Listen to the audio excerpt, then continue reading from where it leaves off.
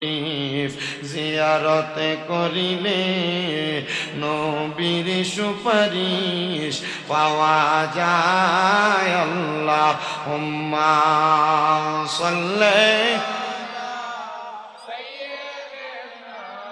মাওলানা মুহাম্মদ ওয়া আলা আলি সাইয়্যিদিনা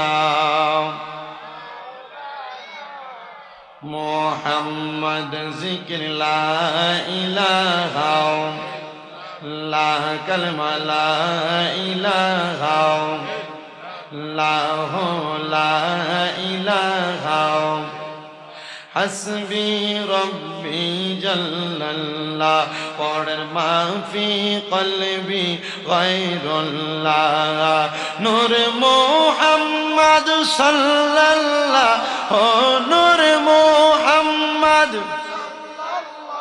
ও লা ইলাহা ইল্লাল্লাহ লা ইলাহা লা যিকর লা ইলাহা আল্লাহ আদম হাওয়া বানাইলা আবার বেহেশতের মাঝে রাখিলা আবার হিকমতে দম খাওয়াইয়া হিকমতে দম খাওয়াইয়া দুনিয়াতে পাঠাইলা লা ইলাহা লা যিকর লা ইলাহা আইরে অনেক দূরে মদিনা আমরা কেমনে যাব জানি না। চামড়া এলাকার মানুষ আপনারা বলেন আমরা মদিনা যাইতে চাই কি চাই না? কারা কারা যাইতে চাই ডান হাত তুলে আমার আল্লাহকে দেখায় আর জবানটা খুলে জোরে একটা তাকবীর দেন নারায়ে তাকবীর মাশাআল্লাহ নারায়ে রিসালাত জোরে বলেন না মারহাবা। মদিনা যাইতে চাই তো ইনশাআল্লাহ যারা যারা যাইতে চাই মুহাব্বতের আওয়াজে পড়বেন। কেন জানেননি বাবা? আল্লাহর নবী রাহমাতুল লিল আলামিন নবী বলেন মান যারা কবরি ওয়াজাবাত লাহু শাফাআতি ইয়াউমাল কিয়ামাহ। নবী আমার বলেন উম্মত যেই ব্যক্তি আমি নবীর রওজা মুবারক জিয়ারত করবে তার জন্য সুপারিশ করা আমি নবীর জন্য অত্যাবশ্যক হয়ে যায়। আমার নবী আপনার জন্য সুপারিশ করবে যদি আপনি রওজা জিয়ারত করতে পারেন। এই আমার এলাকার ভাই বাবারা বন্ধুরা যেহেতু আমরা জান্নাতের বাগানে বসলাম আমরা আজকের মাহফিলে এমন একটা দোয়া করে বাড়িতে যাব আল্লাহ যেন আমাদের প্রত্যেকের মরণের আগে একবার হলো মক্কা মদিনা যাওয়ার তৌফিক দেয়। যারা যারা যাইতে চাই মুহাব্বতের আওয়াজে পড়েন দয়াল আল্লাহ দয়া করেন দয়া রন নসিব করেন মদিনা লা ইলাহা লা যিকর লা ইলাহা লা ইলাহা ইল্লাল্লাহ মুহাম্মাদুর রাসূলুল্লাহ সাল্লাল্লাহু আলাইহি ওয়াসাল্লাম। একটা জবানও কেউ বন্ধ রাখবেন না। যেহেতু জান্নাতের বাগান মাহফিলটা ইসলামী মহাসম্মেলন 13তম মাহফিল খারখাদিয়া আদর্শ যুব সমাজ কর্তৃক এত সুন্দর মাহফিল। এই মাহফিলে আমরা দুনিয়ার কাউরে খুশি করতে আসি নাই, আমরা আসছি একমাত্র মহান আল্লাহরে খুশি করার জন্য। কথা বলেন না ঠিক কিনা? যদি আল্লাহরে খুশি করার জন্য আসি আসেন ওই আল্লাহ তাআলার সান্নিধ্য অর্জনের জন্য মুহাব্বতের আওয়াজ দিয়া আল্লাহ তাআলার একটু আসমে জাতের জিকিরে মশগুল হয়ে যায়। চক্ষুটা বন্ধ করে দিয়ে লতিফে কলমের মধ্যে ধাক্কা লাগে আল্লাহর জিকির করেন আল্লাহ আল্লাহ আল্লাহ আল্লাহ আল্লাহ আল্লাহ আল্লাহ আল্লাহ আল্লাহ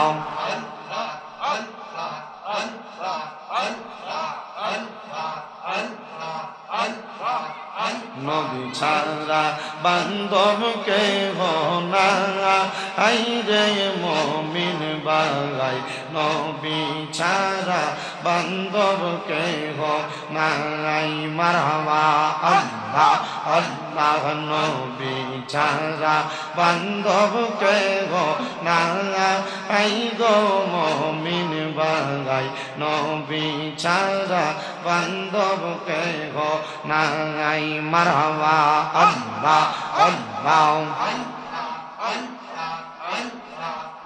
নবী রাহমাতাল লিল আলামিন কান্দিতেছেন রাত্র দিগে গুনাহগার উম্মতেরি মায়াই মাশাআল্লাহ নবী উম্মতের লাগিয়া সাজদাই আছেন পড়িয়া কান্দন সদা উম্মতের মায়া হাই গো মুমিন ভাই নবী ছাড়া বান্ধব কেহ নাই মাশাআল্লাহ আল্লাহ আল্লাহ জবানটা খুইলা আল্লাহর ডাকলে শরম নাই আল্লাহ আল্লাহ ইয়া রাব্বি হাবলি উম্মতি কান্দন দয়াল নবীজি এখন তো কান্দন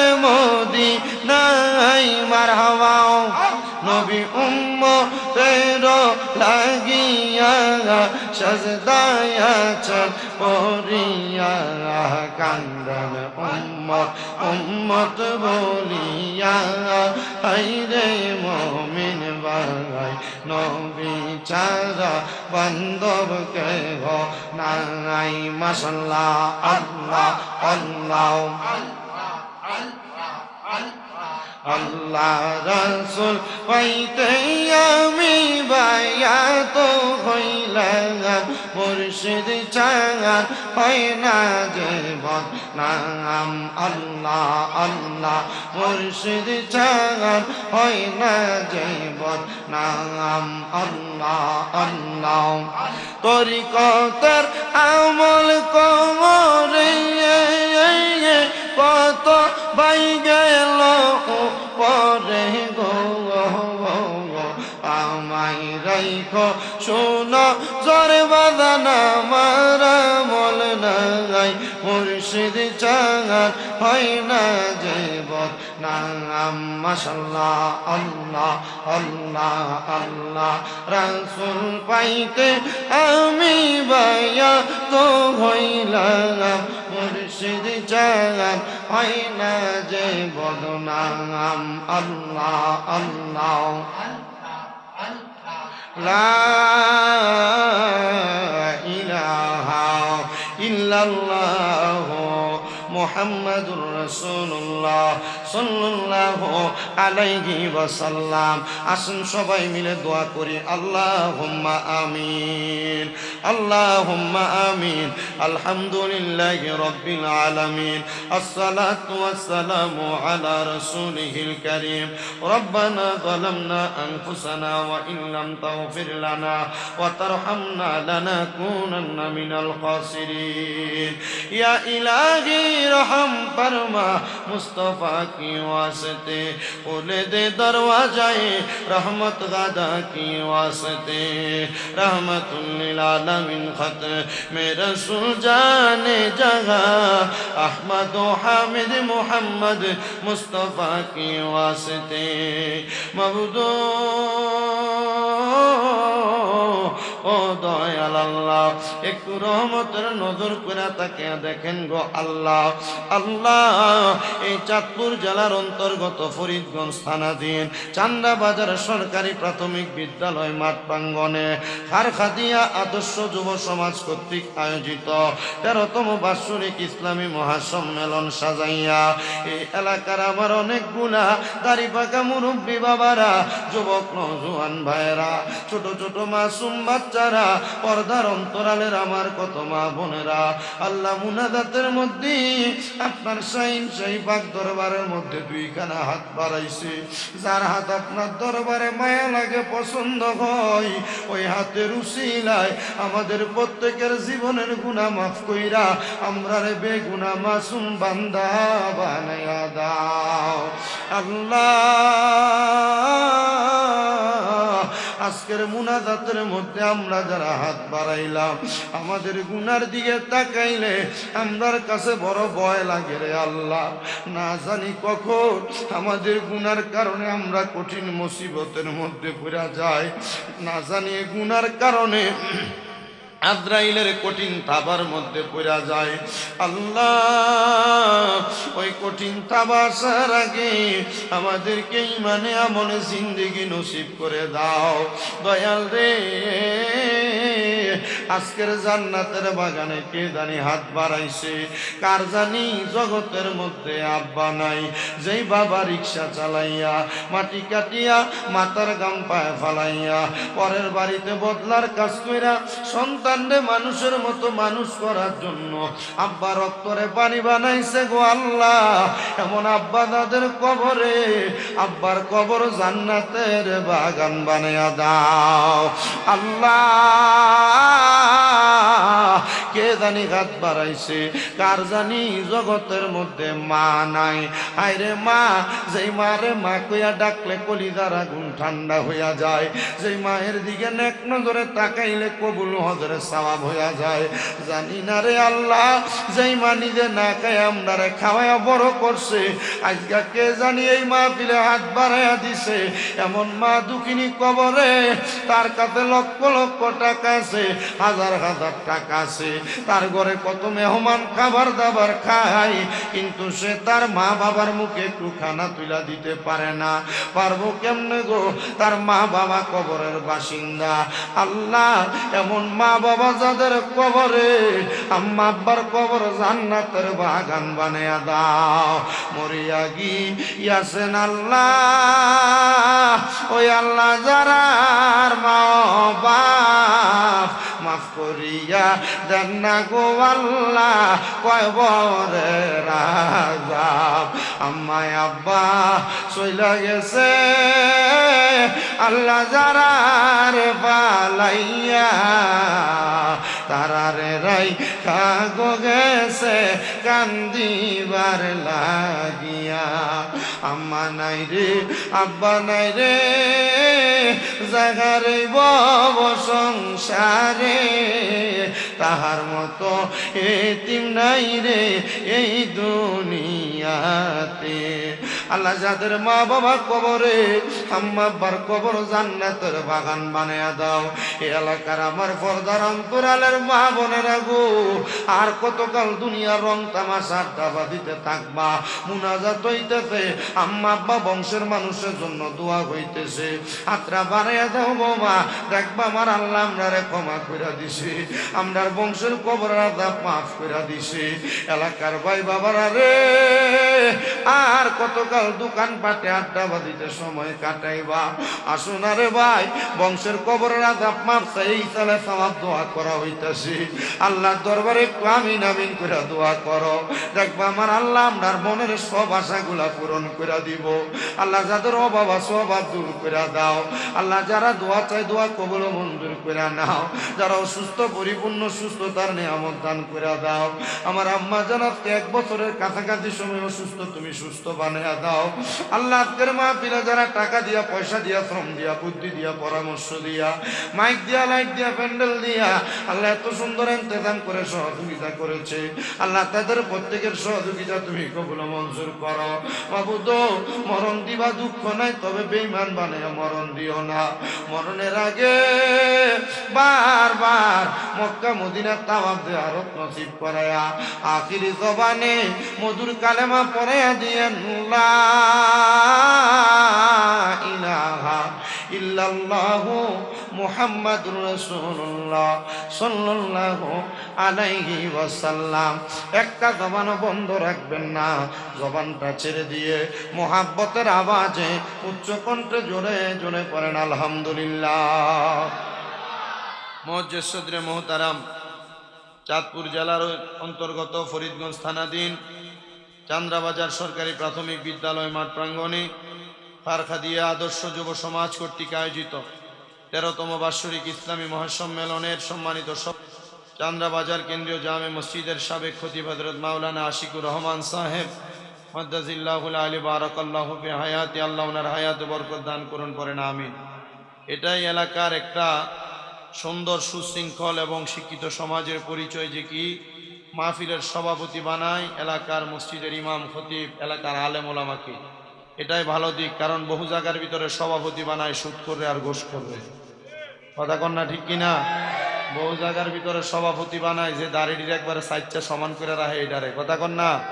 বহু এলাকার ভিতরে সভাপতি বানায় যে এলাকার ভাই ভাতিজার জমি দখল করে আইয়ে এটারে আইনা সভাপতি বানায়, কথা কন না?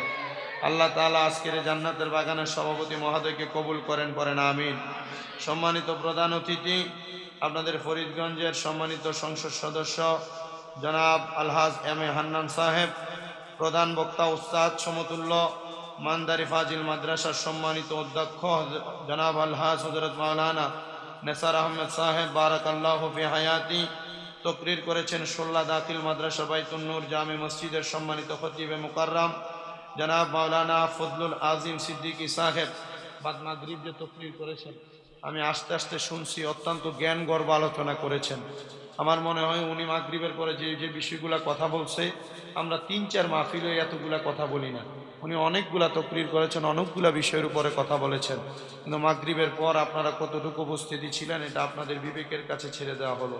মাহফিল পরিচালনা করছেন তাওস্তাদ সমতুল্য ইসলামপুর শাহ ইয়াসিন ফাজিল মাদ্রাসার শিক্ষক হাফেজ মাওলানা মোহাম্মদ শাহাবুদ্দিন সাহেব, এবং সৌজন্যে আছেন জনাব মোহাম্মদ আলামিন খান সাহেব সহ মাহফিল ইন্তেজামিয়া কমিটি ডাইনে বামে সামনে বসে থাকা ওলামাই কেরাম, দাড়িপাকা মুরব্বী বাবা, যুবক নওজোয়ান ভাই, ছোট ছোট মাসুম বাচ্চা, পর্দার অন্তরালের মা বোনেরা, মহান আল্লাহ তাআলা এই চান্দ্রার এত সুন্দর জান্নাতের বাগানে আমাদেরকে আসার বসার, 2-1 মর্তবা কোরআন সুন্নাত তকরির শ্রবণ করার তৌফিক আমাদেরকে দান করেছেন।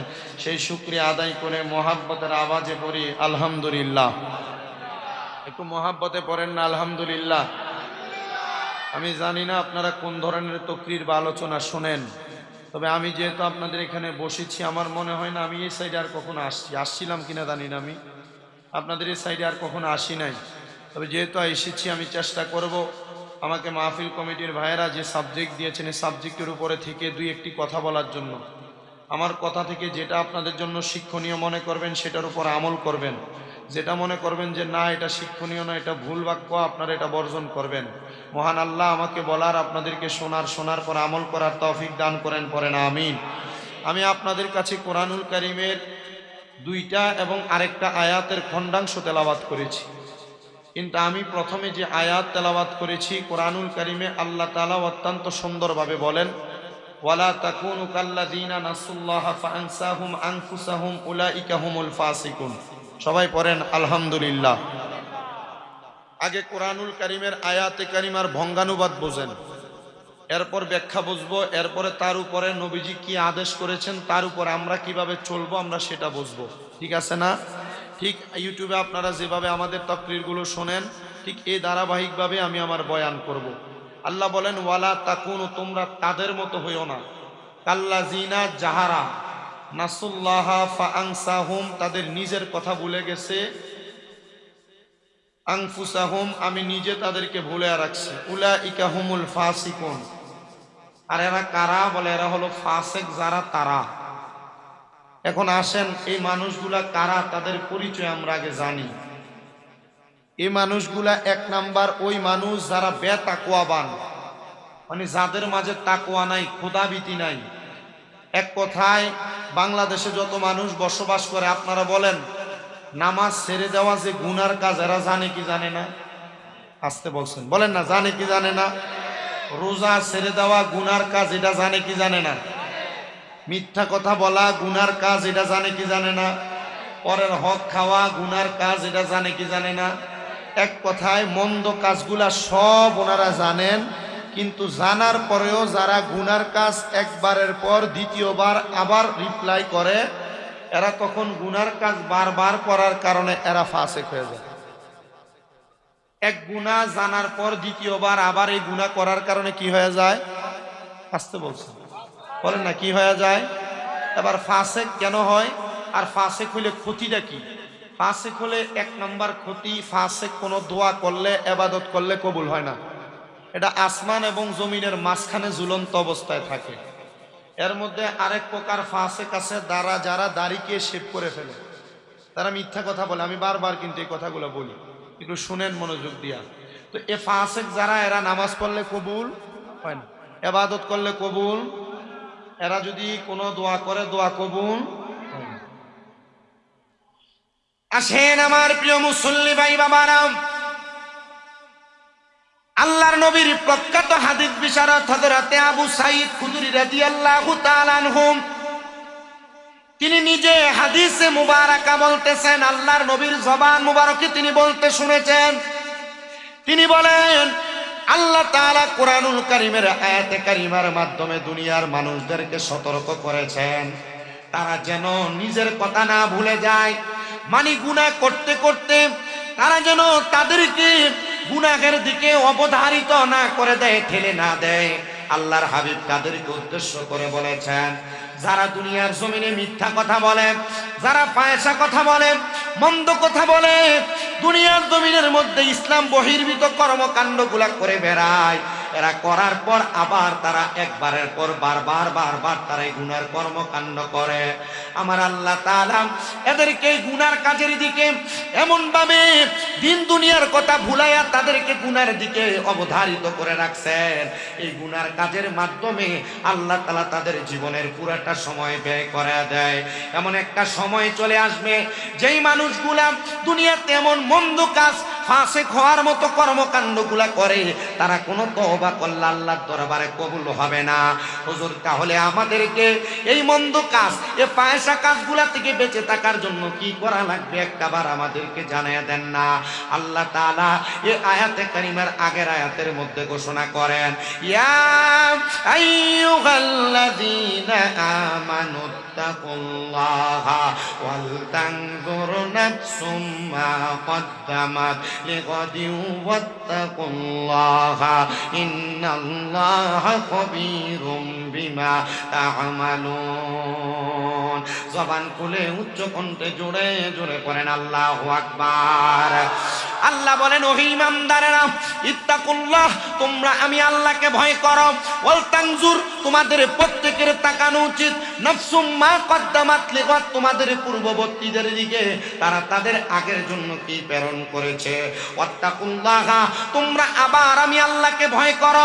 মুসলমান, আল্লাহকে ভয় করা মানে তাকওয়ারে দুইটা কথা বলতে যায় আল্লাহ তাআলা মাঝখানে একটা কথা আমাদেরকে জানান করে দিয়েছে, আমরা যেন আমাদের পূর্ববর্তীদের দিকে খেয়াল করি, তারা তাদের আগের জন্য কি প্রেরণ করেছে। পূর্ববর্তীরা দুনিয়াতে যে গুনার কর্ম করেছে, এই গুনার কর্মের কারণে এরা আগে যায় মানে তারা কবরে যায়।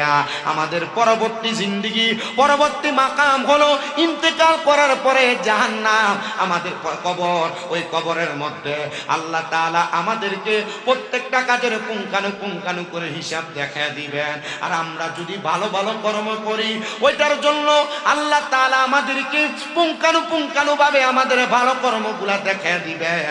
আল্লাহ তাআলা তো কোরআনুল কারীমের সূরা জিলজালের শেষ দিক দিয়ে আল্লাহ ঘোষণা করেছেন, বান্দা যদি ভালো কর্ম করে, ভালো কর্মগুলা আমার আল্লাহ তাআলা পুঙ্খানু সরিষা দানা পরিমাণ তাকে দেখা দিবে। আর যদি খারাপ কর্মকাণ্ড করে, এগুলো আমার আল্লাহ তাআলা বান্দাকে জাররা পরিমাণ করে হিসাব দেখা দিবে। মুসলমান ইমানদারেরা, এই কথাটা বলে আল্লাহ তাআলা কথাটার দুই দিকে তাকওয়ার কথা বলেছে। কেন তাকওয়ার কথা বলেছে? হযরতে আব্দুল্লাহ ইবনে আব্বাস রাদিয়াল্লাহু তাআলা আনহু বলেন, আমি একদিন আমার নবীজির সম্মুখে বসা, নবীজি হাতিমে কাবার সামনে বসে আমাদেরকে উদ্দেশ্য করে বলেন, উপস্থিত সব সাহাবায়ে কেরাম মনে রাখবা, যারা তাকওয়া অর্জন করে, যাদের ভিতরে খোদাভীতি আছে, একটু মনোযোগ দেন, এই কথাটা একটু শুনেন। তাকওয়া অর্জন করা মানে খোদাভীতি অন্তরে থাকা। যারা খোদাভীতি অন্তরে ধারণ করে, ওই মানুষগুলা কখনো গুনার দিকে কদম বাড়ায় না। আব্দুল্লাহ ইবনে আব্বাস রাদিয়াল্লাহু তাআলা আনহু বলেন, নবীজি বলেন, যদি তোমরা খোদা ভীতি অর্জন করো তাহলে তোমরা তোমাদের জবান দ্বারা পড়ো লা ইলাহা ইল্লাল্লাহ মুহাম্মাদুর রাসূলুল্লাহ সাল্লাল্লাহু আলাইহি ওয়াসাল্লাম। যদি তোমরা খোদা ভীতি অন্তরে ধারণ করো তাহলে তোমরা কখনো শিরিক করবে না। যদি তোমরা খোদা ভীতি অর্জন করো তাহলে তোমরা কোনোদিন মানুষকে মন্দ কথা বলবে না, বাজে কথা বলবে না, মানুষের উপর অত্যাচার করবে না, অন্যায়ভাবে কাউকে হত্যা করবে না। যদি তোমরা খোদা ভীতি অর্জন করো তাহলে একজন মুসলমান তোমার জবান এবং তোমার হাত থেকে রক্ষা পাবে। প্রিয় মুসলমানেরা, খোদা ভীতি মানে তাকওয়া এমন একটা বড় নিয়ামত। এই তাকওয়া যারা অর্জন করতে পারে তারা দুনিয়াতেও সফল কাম, আখিরাতেও সফল কাম। তাকওয়া মানে খোদা ভীতি। এই খোদা ভীতি যদি অর্জন করা যায়, আমরা কখনো কোনো গুনার কাজ করতে আমরা 10 বার চিন্তা করব। আমরা কোনো মন্দ কাজ করতে 10 বার চিন্তা করব। নামাজ ছেড়ে দেওয়ার আগে 10 বার চিন্তা করব। আমরা মানুষের উপর অন্যায় অত্যাচার জুলুম করার আগে 10 বার চিন্তা করব। কারণটা কি? কারণ আমরা খোদাকে ভয় করি। আমরা জানি দুনিয়ার জমিনের মধ্যে খোদাকে ভয় করা এটা আমার আল্লাহ তাআলার পেয়ারা হাবিবের বড় পছন্দ। যারা বড় তাকওয়াবান, রাহমাতুল লিল আলামিন নবী নিজে বলতেছেন, ওই তাকওয়া বান্দাদের সাথী আমি, এবং তাকওয়া বান্দা মুস্কি হেসে হেসে জান্নাতের দিকে প্রবেশ করবে। আর অন্যান্য হাসরবাসীরা প্রশ্ন করবে, এরা কারা যারা মুস্কি হেসে হেসে জান্নাতের দিকে প্রবেশ করে? তখন ফেরেশতা অন্য দল জবাব দিবে, এরা হলো ওই ব্যক্তি যারা দুনিয়াতে খোদাকে ভয় করেছে, মানে তাকওয়া অর্জন করেছে, খোদা ভীতি যাদের অন্তরে ধারণ করেছে, এরা হলো তারা। সাহাবায়ে কেরাম প্রশ্ন করেন, ইয়া রাসূলুল্লাহ, যারা দুনিয়াতে খোদা ভীতি অর্জন করে না, মানে যাদের মাঝে খোদা ভীতি তাকওয়া নাই, আল্লাহর প্রতি ভয় নাই, ওই মানুষগুলার অবস্থাটা কেমন হবে একটা বার আমরা জানতে চাই। হযরতে আনাস ইবনে মালিক, আবু সাঈদ খুদরি রাদিয়াল্লাহু তাআলা আনহু, হযরতে জাবির ইবনে সামুরা রাদিয়াল্লাহু তাআলা আনহু, তিনজন সাহাবায়ে, তিনজন হাদিস বিশারদের একই বর্ণনা। তারা বলতেছেন, আল্লাহর হাবিব মুহাম্মদুর রাসূলুল্লাহ সাল্লাল্লাহু আলাইহি ওয়াসাল্লাম নবী আমার জানায়া দেয়, যারা তাকওয়া অর্জন করে না, খোদা ভীতি অর্জন করে না, ওই মানুষগুলা দুনিয়া থেকে লাঞ্ছনা বঞ্চনার সাথে ইন্তেকাল করে তারা কবরে যায়, এবং লাঞ্ছনা বঞ্চনা নিয়ে কবরে যাওয়ার পরে এরা কবরের মধ্যে কঠিন আযাবের শিকার হয়। কবরের পরে হাসরের ময়দানে, সমস্ত হাসরের ময়দানবাসীর সামনে এরা বেয়াজ্জতি হবে, লজ্জা পাবে। শুধু এইটা নয়, হাসরের ময়দানের পরে ফুলসিরাত নামক একটা জায়গা তাদের সামনে আসবে। তারা ফুলসিরাতের মধ্যে পা রাখার পরে ফুলসিরাতের নিচে আমার আল্লাহ তাআলা যে হাবিয়া নামক দুজক রেডি করে রাখছে, এরা ওই দুজকের আগুনের মধ্যে ধাও ধাও করে জ্বলবে।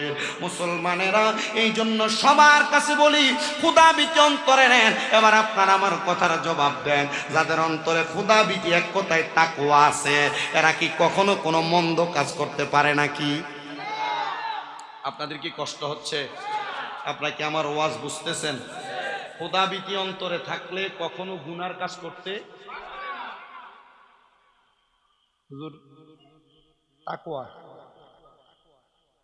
এলাকার মানুষ, আপনাদের পাশে তো চান্দ্রা দরবার আছে না? এবং অত্র অঞ্চলে আহলে সুন্নাত ওয়াল জামাতের আকীদা এবং শক্ত একজন আলেম হিসেবে কিন্তু চান্দ্রা দরবারের বর্তমান আল্লামা হুজ্জাতুল্লাহ নকশবন্দি বারাকাল্লাহু ফি হায়াত, আল্লাহ ওনার হায়াত অসংখ্য বরকত নসিব করেন। ওনাকে সবাই জানে, চিনে। আমি যখন ওই 2017 সালে প্রথম ওয়াজ শুরু করি, আমাকে কুমিল্লাতে এক মাহফিলে হুজুর দেখে আমার গাল এভাবে থাপ্পড় লাগাই দিয়ে হুজুর বলছিল, হ্যাঁ পাগলা, পড়ালেখা করো, চালাইয়া যাও। কুমিল্লা 19 শাহ আব্দুল্লাহ গাজীপুরের খাদেম আমজাদ ফকিরের মাজারের মাহফিল, আমার মনে আছে 2017 সাল। আমি তখন থেকে চিনি যে তখন থেকে না, ওনাদেরকে এবং আপনাদের ফরিদগঞ্জ, রামগঞ্জে যতগুলা আহলে সুন্নাত ওয়াল জামাতের পীর মাশায়েখের দরবার আছে, মোটামুটি সবাই কম বেশ যে খেদমত চালায় গেছে, এই খেদমতের কারণে আপনাদের অত্র অঞ্চল আহলে সুন্নাত ওয়াল জামাতের আকীদার উপর অটল আছে, ঠিক না? তো যেহেতু পাশেই দরবারে প্রতি সপ্তাহে, প্রতি মাসে খুশুসি মাহফিল হয় না? প্রতি সপ্তাহে, মাসে মাহফিল হয়, প্রতি বাৎসরিক মাহফিল হয়, এলাকার বিভিন্ন জায়গায় মাহফিল হয়। তাকওয়ার কথা, কবরের কথা, হাসরের কথা, নামাজের কথা, রোজার কথা, কবর, হাসর, মিজান, ফুলসিরাত, জান্নাত, জাহান্নাম, মা বাবা, সুদ ঘুষ হালাল হারাম এগুলা নিয়ে কত ওয়াজ হয়, কিন্তু হেদায়েত ওয়াজ মাহফিল বাদ দিলাম। আপনাদের মসজিদের ইমাম সাহেব প্রতি জুমায় যে পরিমাণ ওয়াজ করে, এই ওয়াজেও যদি প্রতি ওয়াজে একজন একজন করে হেদায়েত হইতো, প্রতি ওয়াজে, আমার মনে হয় না যে সোনার বাংলাদেশ আমার জন্মের আগেই সব আল্লাহর ওলি থাকতো। মানুষ গুমরা হয়ে গেছে, গুমরা হয়ে যাওয়ার কারণে মানুষের ভিতর থেকে আল্লাহর ভয় উঠে যাচ্ছে। আরে আল্লাহর ভয় নাই বিদায় আমরা গুনাহ করতে কোনো দ্বিধা মনে হয় না। গুনাহ করতে আমাদের বিবেক একটুও বাধা দেয় না। গুনাহ করতে আমাদেরকে একটু আমাদের অন্তর আমাদের বিবেক বাধা দেয় না। তো বাধা না দিলে যদি আমি গুনার কাজটা কইরেই ফেলি, খোদার ভয় আমার মাঝে নাই থাকে, এবার আপনারা বলেন মরার পর আমার অবস্থাটা কি ভালো হবে না খারাপ?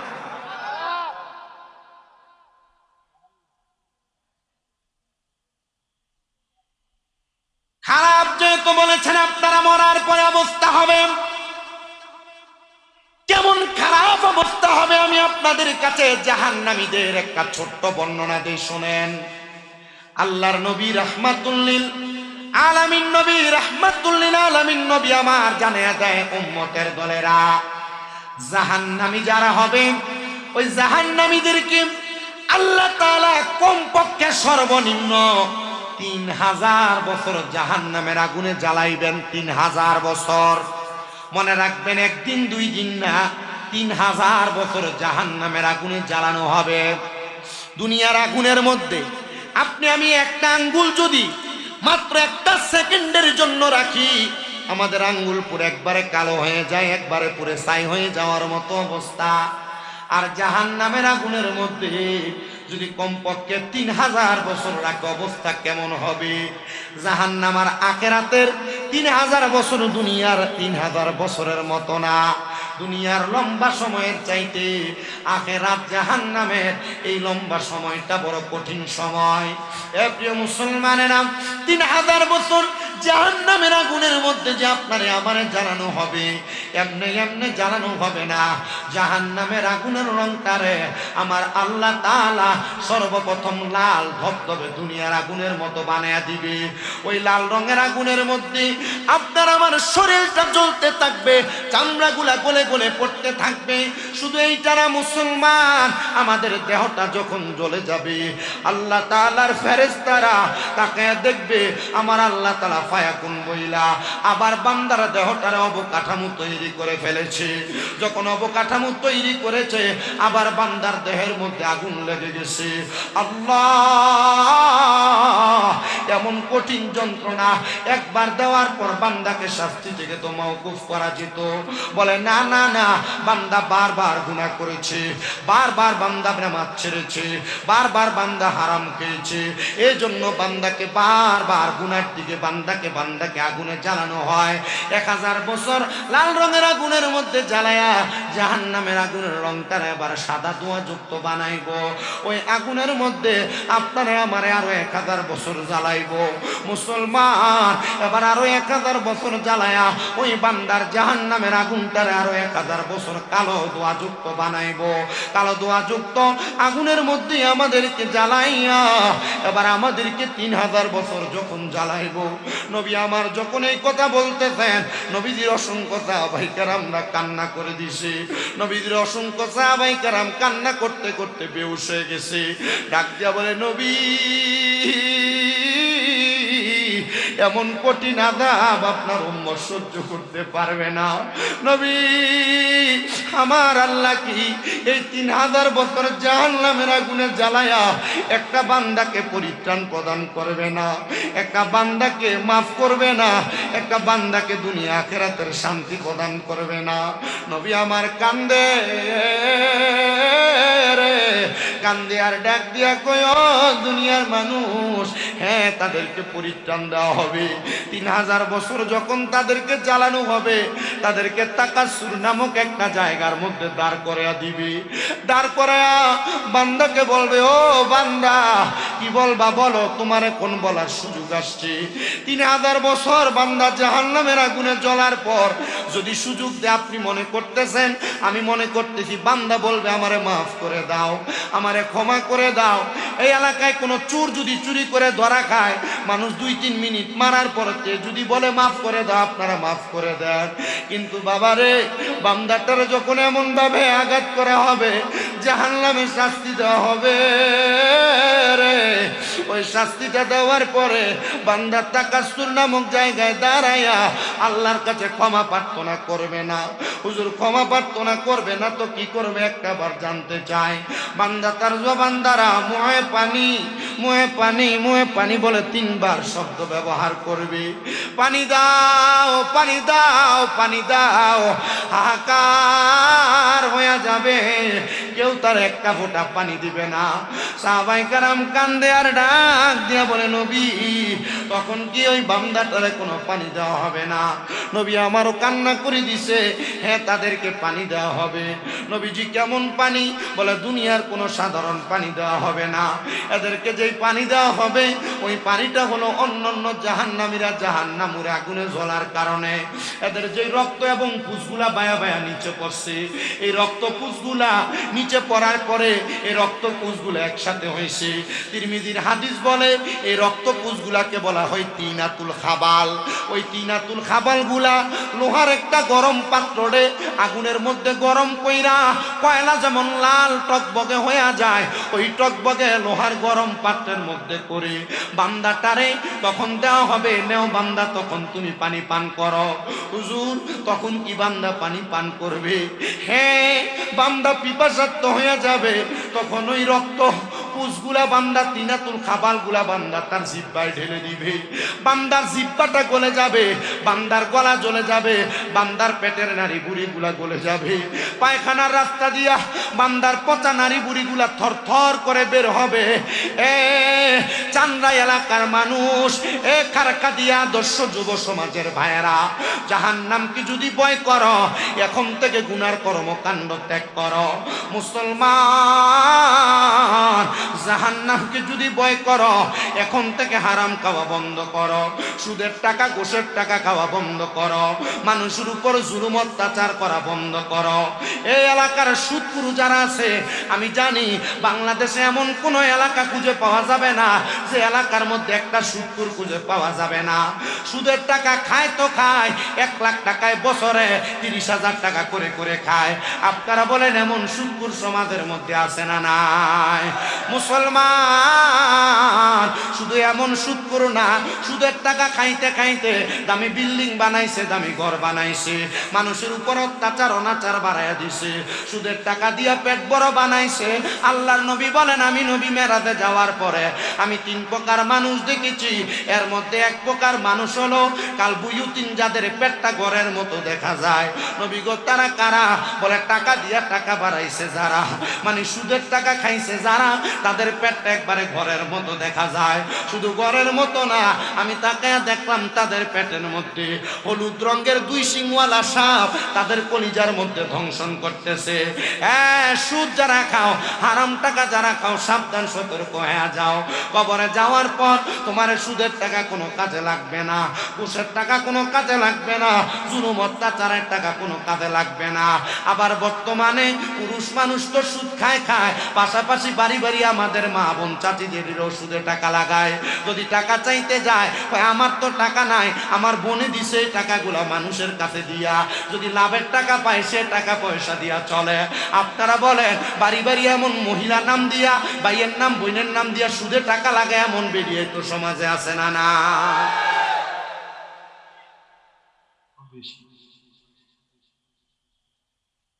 আমি যে ওয়াজ করতেছি, আপনারা কি আমার ওয়াজ বুঝতেছেন?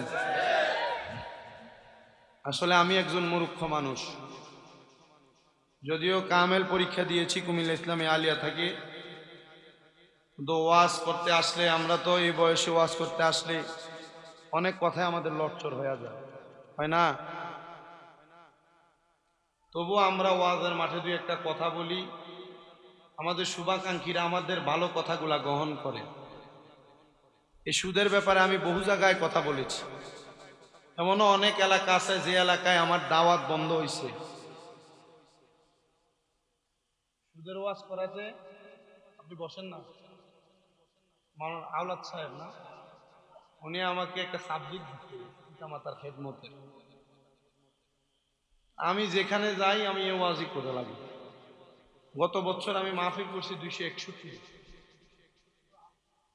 2025-26 পিরিয়ডের মধ্যে আমি মাহফিল করছি 261টা। হিসাব করছি যে 248টা মাহফিলে শুধু আমার পিতা মাতার খেদমতের সাবজেক্ট আছে। আমি অনেকগুলো হাদিস শরীফ পড়ছি পিতা মাতার খেদমতের উপরে।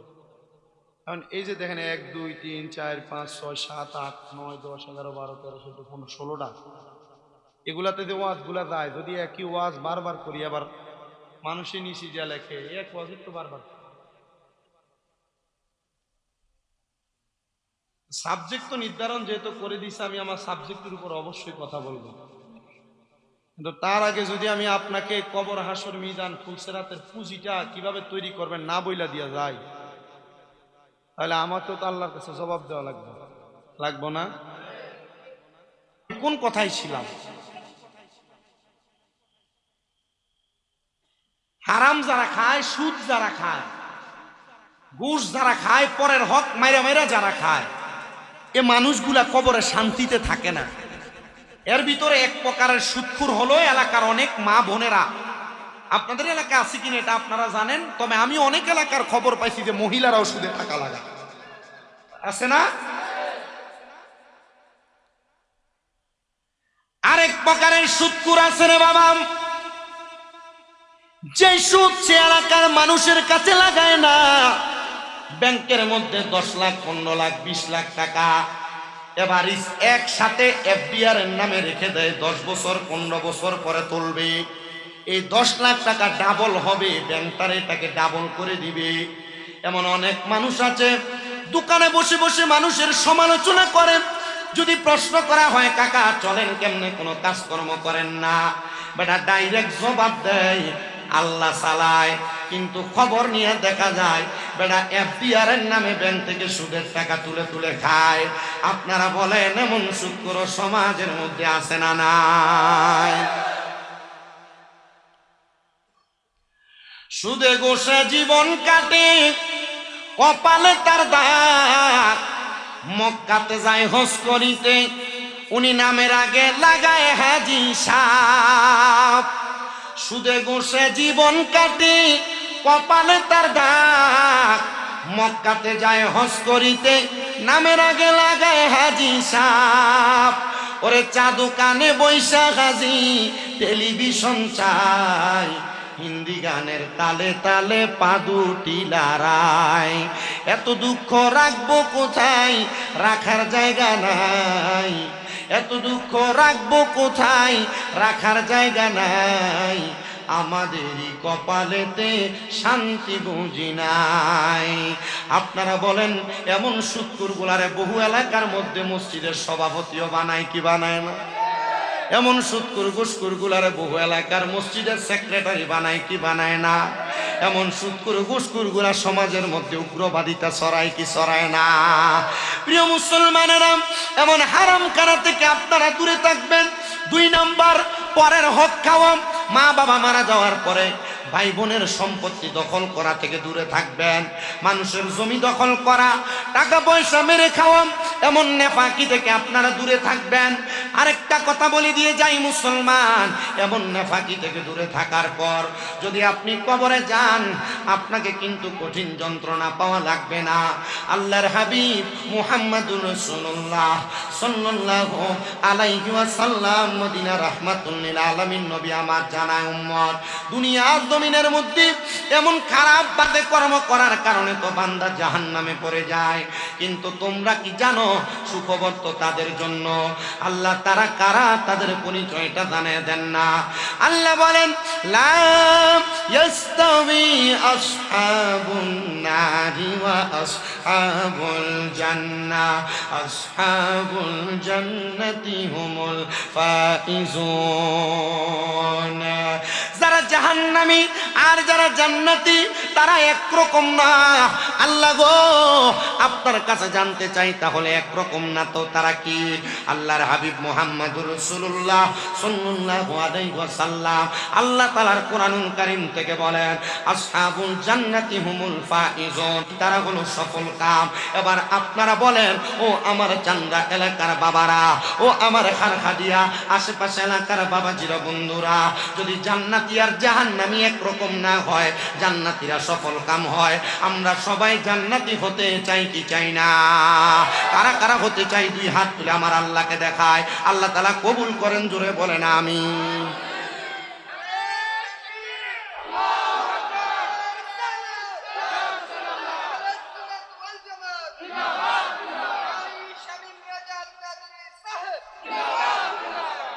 জান্নাতি হতে চাই কিন্তু নামাজ পড়তে চাই না। জান্নাতি হতে চাই মা বাপরে বাদ দিতে চাই না। জান্নাতি হতে চাই আম্মা আব্বারে অসৎ আচরণ করি, খারাপ ব্যবহার করি। জান্নাতি হতে চাই ভাইয়ে ভাইয়ে দ্বন্দ্ব, ভাবির লোকে দ্বন্দ্ব লাইগা, জালে জালে দ্বন্দ্ব লাইগা মা বাপরে জুদা করে দেই। এমন এলাকা আছে যে সমস্ত এলাকার মধ্যে মা বাবার খাওন নিয়া, মা বাবারে কে কয় বেলা খাওয়াইবে এটা নিয়ে সালিশ বসে, বিচার বসে, দরবার বসে। কথা বলেন না ঠিক কিনা? আল্লাহর নবী এভাবে জানায় কপাল পোড়া, হতবাগা, কপাল মন্দ ওই মানুষটার যেই ব্যক্তির দুনিয়াতে মা বাবা থাকা অবস্থায় সে জান্নাত হাসিল করতে পারে নাই। তাদেরকে মন্দ কপালওয়ালা বলছে, বদ নসিবওয়ালা বলছে, হতবাগা বলছে।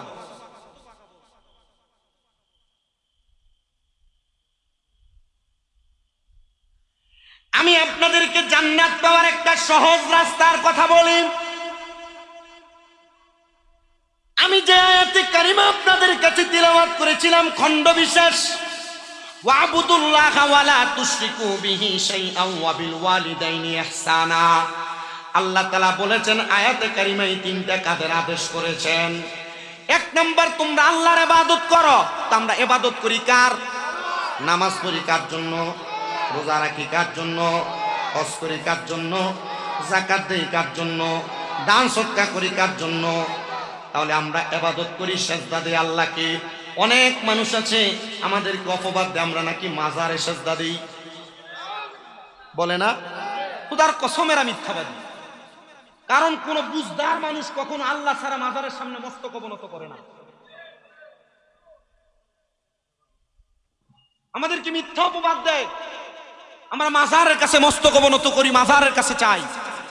খোদার কসম, যারা মাজার পূজারি বলে অপবাদ দেয় ওনারা একটাবার চিন্তা করে না যে যারা জানে, যারা বুঝে, এরা কখনো মাজারে সেজদা করে না। কারণ আহলে সুন্নাত ওয়াল জামাতের আকীদাই মাজারকে সেজদা করা যাবে না। সেজদা পাওয়ার মালিক একজন, তিনি কে? আমি বলবো ভাই, আমি আপনাকে বলবো না যে আপনি মিথ্যাবাদী, আমি বলবো আপনি একটু যাচাই করেন। যারা মাজারে সেজদা করে এরা কখনো সুন্নি হতে পারে না। আমরা জিয়ারত করি, না আমরা কি করি? জিয়ারত করি। আল্লাহর হাবিব তো বলেছেন নাহাইতুকুম আন জিয়ারাতিল কুবুরি, তোমরা কবর জিয়ারত কইরো না। কিন্তু নবীজি যখন দেখলেন মানুষ কবরের কথা ভুলে যাচ্ছে, তখন নবীজি বলছে ফাজুরুহা, তোমরা জিয়ারত করো। আমরা কবর জিয়ারত, মাজার জিয়ারত করি এই কারণে যে আমাদের মরণের কথা স্মরণ হবে। আমরা মাজার জিয়ারত করি এই কারণে, কারণ মাজারে যে আল্লাহর ওলি শুয়ে আছে, আমরা ওনার জিয়ারত করে করে স্মরণ করি আল্লাহ তোমার এই বান্দা কতই না তোমার পছন্দের ছিল, এই জন্য ওনার মাজার হয়েছে। আমরা ইবাদত করি আল্লাহর, আল্লাহ ছাড়া কারোর ইবাদত করি না। আল্লাহ ছাড়া অন্য কারোর ইবাদত করা শিরক। আল্লাহ আয়াতের মধ্যে আবারও বলেছেন ওয়ালা তুশরিকু বিহি শাইয়া, তোমরা কোনো কিছুর মধ্যে আল্লাহর সঙ্গে শিরিক করো না। তো আমরা শিরিক করি না, কারণ আমরা ইবাদত করি আল্লাহর, চাই আল্লাহর কাছে, খাই আল্লাহর দেওয়া, সব আল্লাহর, এজন্য আমরা শিরিকও করি না। আল্লাহ তাআলা এবার বলেন আল্লাহ তাআলা এরপরে বলেন ওয়ালা তুশরিকু বিহি শাইআ ওয়াবিল ওয়ালিদাইনি ইহসানা। আল্লাহ তাআলা এরপরে বলেন তোমরা তোমাদের মা বাবার প্রতি ইহসান করো। মা বাবার প্রতি ইহসান বলতে আপনি কি বুঝেন? মা বাবার প্রতি দয়া বলতে আপনি কি বুঝেন? মা বাবার প্রতি আপনি দয়া বলতে কি বুঝেন? মা বাবার প্রতি ইহসান বলতে আল্লাহর নবীর হাদিসে মুবারাকা 5টা হাদিসকে পড়ে আমি মা বাবার প্রতি ইহসান বলতে 1 নাম্বার বুঝেছি, মা বাপ জীবিত থাকা অবস্থায় সন্তান মা বাবার প্রতি সদ্য ব্যবহার করা, সুন্দর ব্যবহার করা, ভালো আচরণ করা, এটা হলো মা বাবার প্রতি ইহসান করা। 2 নাম্বার মা বাবার প্রতি ইহসান করা মানে যখন মা বাবা প্রাপ্তবয়স্ক হয়ে যায়, মা বাবার উপযুক্ত খেদমতের মাধ্যমে মা বাবার কষ্টকে লাঘব করে দেওয়ার নাম হলো মা বাবার প্রতি ইহসান করা। মা বাবার খাদ্যের যোগান দেওয়া, এটা হলো মা বাবার প্রতি ইহসান করা। মা বাবা অসুস্থ হলে তাদের চিকিৎসার ব্যবস্থা করা, এটা হলো মা বাবার প্রতি ইহসান করা। মা বাবার প্রতি সব সময় ভালো নজর রাখা, এটা হলো মা বাবার প্রতি ইহসান করা। মুসলমান ইমানদার বর্তমান সমাজে যে অবস্থা দেখা যায়, মা বাপরে খানা দিতে চায় না, ভাত দিতে চায় না, 2-3 ভাই হলে জুদা করে দেয়, সকালে 1 করে, দুপুরে 1 করে, রাত্রে 1 করে খাবার খায়। এমন তো কখনোই হওয়ার কথা না। যদিও সামাজিকতা রক্ষা করতে যে এমন অবস্থা হয়, সন্তান সবার কাছে করজোরে আবদার করব, মনে রাখবা মা বাপরে খাওয়াইলে, মা বাপরে পড়াইলে কখনো সন্তানের সম্পদ কমে না। সম্পদে বরকত, সম্পদে তারাক্কি দেয় একমাত্র আমার আল্লাহ তাআলা।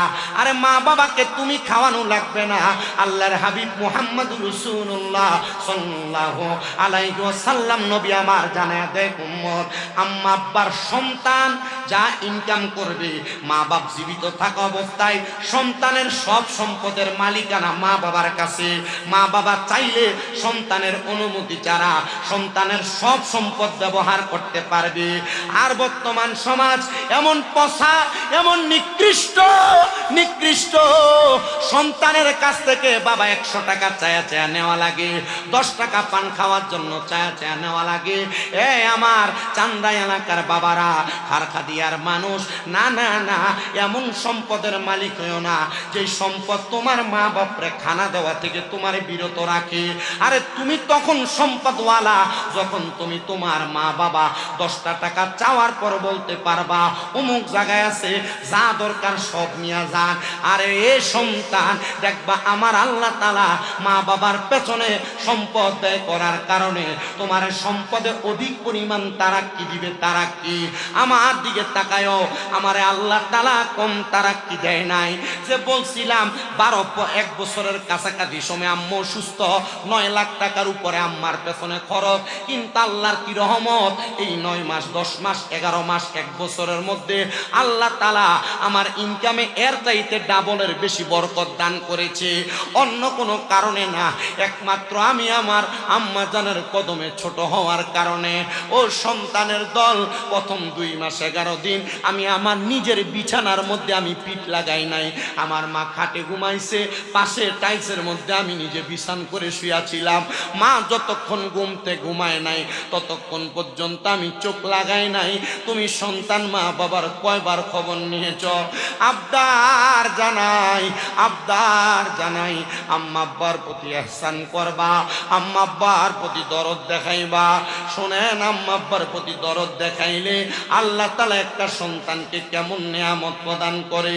কুরাশান এলাকার নাম আপনারা অনেকে শুনেছেন, যে কুরাশান এলাকা থেকে বড় বড় মজবুত আল্লাহর ওলিরা বের হয়েছে। ওই কুরাশানের একজন আল্লাহর বান্দা যার নাম হলো হযরতে আবু আব্দুল্লাহ কুরাশানী রহমতুল্লাহ আলাইহি। আবু আব্দুল্লাহ কুরাশানী রহমতুল্লাহ আলাইহি বলে, আমি আমার জন্মের পরে কোনোদিন আমি আমার মাকে দেখি নাই, আমি আমার জন্মের পরে কোনোদিন আমি আমার আব্বাজানকে দেখি নাই। হযরতে আবু আব্দুল্লাহ কুরাশানী রহমতুল্লাহ আলাইহি বলেন, আমি যখন আমার মা বাপকে দেখি নাই, আমাকে কুরাশানের একজন বড় আলেম হযরতে আব্দুল্লাহ জাজুনি ওনার দরবারে নিয়ে আমাকে লালন পালন করেছে। উনি যেমন আলেম, আমি আবু আব্দুল্লাহ খোরাসানিরও তিনি আলেম বানাইছে। কিন্তু আলেম বানানোর পরে, আলেম হওয়ার পরে কাজ শেষ না। আলেম হওয়ার পরে মানুষের ভিতরে শুধু কোরআন সুন্নাহর জ্ঞান থাকে, কিন্তু আলেম হওয়ার পর কোনো মানুষ যদি তরিকত গ্রহণ না করে, ওই মানুষটা পরিপূর্ণ হয় না। তখন আমাকে হযরতে আব্দুল্লাহ জাজুলি, আমি আব্দুল্লাহকে ওনার দরবারে রাইখা উনি আমাকে তরিকত শিক্ষা দিতে লাগলেন। যেহেতু আপনারা তরিকতপন্থী মানুষ, এলাকাতে ওলামায়ে কেরাম এবং পীর মাশায়েখের দরবার আছে, আপনারা বুঝবেন। উনি বলেন আমাকে আমার হুজুর কেবলা তরিকতের একটা তালিম শিক্ষা দিয়েছেন, যে শিক্ষাটার নাম হলো ফানা ফিল্লাহ এবং বাকা বিল্লাহ। জোরে জোরে বলবেন না সুবহানাল্লাহ। এ বাবা, ফানা ফিল্লাহ বাকা বিল্লাহ, এই জগৎটা কিন্তু বড় কঠিন। বাকা বিল্লাহ হইতে কঠিন জগৎ, কিন্তু ফানা ফিল্লার জগৎ দিয়া আল্লাহ পর্যন্ত পৌঁছানো যায়। বলে আল্লাহ পর্যন্ত পৌঁছাইলে তো বাকা বিল্লাহ অর্জন হয়ে যায়। কেমন অর্জন? একটু মনোযোগ লাগে আর শোনো। ফানা ফিল্লাহ এটা হলো দুই প্রকার, একটা হলো ফানাফি শায়েক আর একটা হলো ফানাফির রাসূল। ফানাফি শায়েক আবার দুই প্রকার, একটা হলো সুরতে ফানা আর একটা হলো সিরতে ফানা। সুরতে ফানা হলো তোমার পীর যেমন টুপি পরে, যেমন পাঞ্জাবি পরে, যেমন দাড়ি রাখে, যেমন ভাবে চলে, পীরের সুরতে সুরত ধারণ করার নাম হলো ফানা, সুরতে ফানা। সিরতে ফানা হলো তোমার পীর 5 ওয়াক্ত নামাজ পড়ে, তার পাশাপাশি ফজরের আগে তাহাজ্জুদ পড়ে, ফজরের পরে তোর দুহার নামাজ পড়ে, মাগরিবের পরে আওয়াবিন পড়ে, তোমার পীর বেশি নফল নামাজ পড়ে, নফল রোজা রাখে। পীর যেমন আমল করে, মুরিদ তেমন আমল করে। এটাকে বলে সিরতে ফানা। সুরত আর সিরতে ফানা বলে এটাকে বলে ফানাফি শায়েক। ফানাফি শায়েক যারা অর্জন করে তারা ফানাফির রাসূল হতে পারে। শায়েকের সুরাতে তারা যখন মুরাকাবা করে, তখন তারা তাদের চোখ দিয়া রাসূল পর্যন্ত মুরাকাবার মাধ্যমে দেখতে পারে। আর রাসূল যখন দেখে, তখন রাসূল দেখার পরে আল্লাহ পর্যন্ত পৌঁছা যায়। বান্দা যখন তার জবান দিয়ে কোনো কথা বলে, কথাগুলো বান্দার কথা থাকে না, স্বয়ং আমার আল্লাহর জবানের কথা হইয়া যায়। বান্দা কোনো কাজ করলে কাজটা আর বান্দার হাতের কাজ থাকে না, আমার আল্লাহর কুদরতের কাজ হইয়া যায়। বান্দা শোনো শোনো, হযরতে আবু আব্দুল্লাহ খোরাসানি বলে, আমি যখন এবার আমার হুজুরের কাছ থেকে এমন ইলম শিক্ষা গ্রহণ করলাম, হুজুর আমারে মুরাকাবা শিখাইলেন। মুরাকাবা মানে ধ্যান করা, মুরাকাবা মানে নিরলে নির্জনে গহীনে মনোমুগ্ধকর ভাবে আল্লাহকে তালাশ করা। মুরাকাবা করার নিয়ম যখন আমারে শিখাইলেন, আমি আমার মুরাকাবার মধ্যে সর্বপ্রথম অন্য কোনো কিছু চাই নাই। আমি মুরাকাবা করে করে আল্লাহর দরবারে কান্না করতেছিলাম। আল্লাহ, জন্মের পরে বাবা দেখি নাই, জন্মের পরে মা দেখি নাই। আল্লাহ গো, আপনি একটা বার আমার মুরাকাবার মধ্যে আমার মাকে আর আমার আব্বাকে দেখার ব্যবস্থা করে দেন। আমি জানতে চাই, কোনো মানুষ যদি নফল ইবাদত কইরা ফরজের পাশাপাশি আল্লাহ তাআলার দরবারে বেশি বেশি ইস্তেগফার পড়ে, আল্লাহ তাআলার দরবারে আল্লাহর প্রশংসা করার পর ধ্যান কইরা দুনিয়া না শুধু আখিরাতের কোনো নিয়ামত পাইতে চায়, আপনারা বলেন আল্লাহর দেওয়ার ক্ষমতা আল্লাহর আছে না নাই? এই বিশ্বাস কার কার আছে? দুই হাত তুলে আমার আল্লাহকে দেখায়।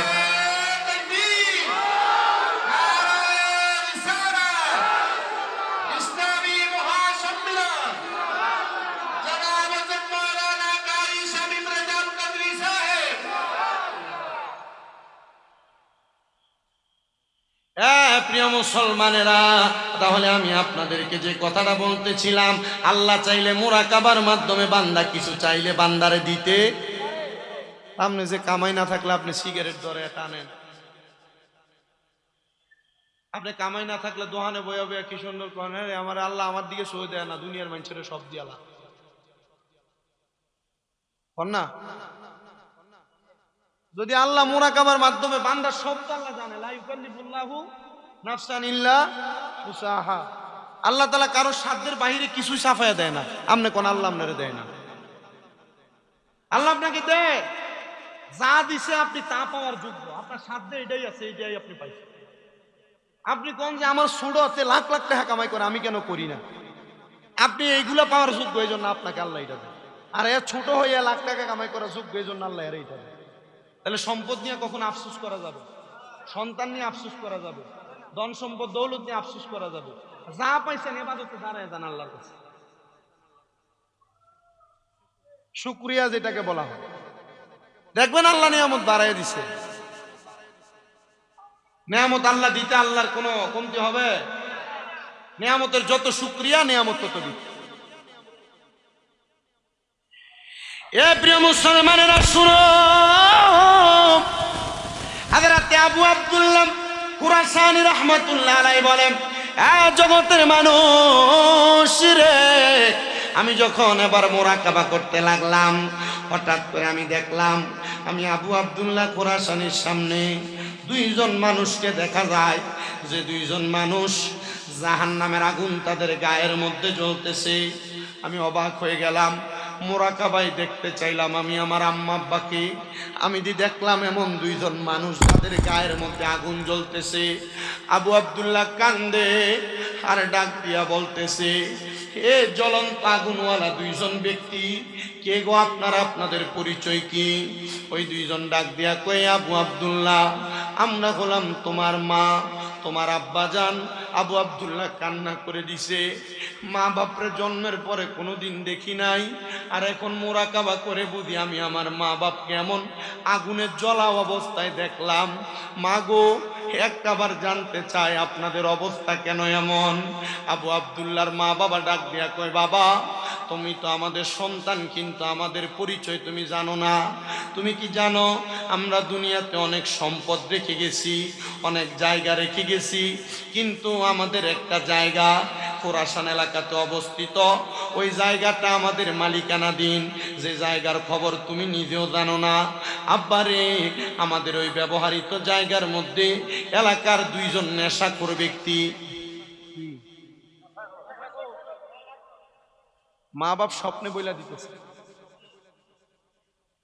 আবু আব্দুল্লাহ তুমি তো আমাদের সম্পদের হিসাব জানো না, দুইজন নেশাখোর ব্যক্তি আমাদের অমুক জায়গায় একটু সম্পদের ভিতরে নেশা করতেছে, আর আল্লাহ তাআলা আমার কবরে আযাব দিতেছে, আমি মার কবরে, আমি বাপের কবরে আযাব দিতেছে। মা বাপের পিতৃ সম্পত্তি, বাপ মার ওয়ারিশের সম্পত্তি পাইছেন না বাপ দাদার? আপনারা যারা বাপ দাদার সম্পদ পাওয়ার পরে এটার ভিতরে গান বাজান, আপনারা যারা অপকর্ম কুকর্ম করে বেড়ান, আপনাদের অপকর্মের কারণে আপনাদের কবরবাসীরা কবরের আযাব আসে।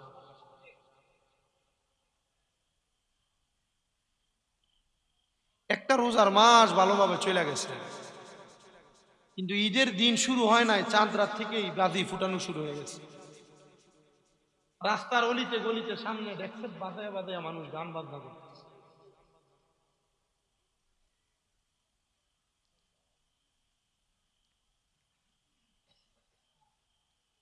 এই অপকর্মগুলো আমাদেরকে জাহান্নামের অতল গহ্বরে জ্বালাবে। আমি অন্যদিকে গেলাম না, আমি শুধু আপনাদের উদ্দেশ্যে এই কথাটাই বললাম, আপনার মা বাবা আপনাকে যে সম্পদগুলা দিয়া গেছে, বাড়ি ঘরে যে মা বোনের আছেন আপনারও মনোযোগ দিয়ে শুনেন, আপনাদের মা বাবা আপনাদেরকে যে সম্পদ দিয়া গেছে, এই সম্পদকে যদি আপনারা খারাপভাবে ব্যবহার করেন, এটার শাস্তি তারা কবরে পায়। আপনি আপনার ফুতের বিয়া, ফুতের মুসলমানি, নাতির মুসলমানিতে গান যে বাজান, এই ডেক্সেট দিয়ে আপনি আপনার বাড়ির মাটি গাফান, কিন্তু কবরে আপনার মা বাবারে আল্লাহ তাআলা জাহান্নামের আগুন দিয়ে গাফান। যদি একটা মা বাবার সম্পদের ভিতরে দুনিয়ার সাধারণ মা পাবলিক কেউ জানেও না নেশা করে, এটার কারণে একটা মা বাপরে জাহান্নামের আগুন আল্লাহ জ্বালায়, আচ্ছা বলেন আমরা যে দুনিয়ার এত অপকর্ম করি, আল্লাহ কি আমাদের কারো কঠিন শাস্তি দিবে না? তো মা বাপ যে মরে গেছে, আমরা কি কোনো দায়িত্ব নাই? আমি আমার খুতবা এই হাদিসটা পড়ছি, আমি আমার খুতবার আলোচিত হাদিসে মুবারাকার এবার অনুবাদ করি, একটু শুনেন। ব্যাখ্যার প্রয়োজন হবে না, অনুবাদ শুনলে আপনারা হাদিসের আমল করতে পারবেন। নবী আমার বলেন, ইজজা মিন বানি সালামাতা, নবীজির দরবারে বনু সালমা গোত্রের একজন লোক আগমন করল। ফাকালা, অতঃপর তিনি বললেন, ইয়া রাসূলুল্লাহ হাল বাকিয়া মিন বিররি, আবু আইয়া শাইউন আবার রুহুমা বিহি বাদা মাউতিহিমা। নবীজি আপনার কাছে জানতে চাই, আমাদের মা বাবা মারা যাওয়ার পরে আমাদের কোনো দায়িত্ব কর্তব্য আছে কিনা? আমরা মনে করি মা বাবা পয়সা থাকলে খাওয়াইলে দায়িত্ব, পড়াইলে দায়িত্ব, খেদমত করলে দায়িত্ব। এখন সাহাবাই কেরাম প্রশ্ন করে, নবীজি মা বাপ মইরা যাওয়ার পরে কোনো দায়িত্ব আছে কিনা? জানার দরকার আছে না?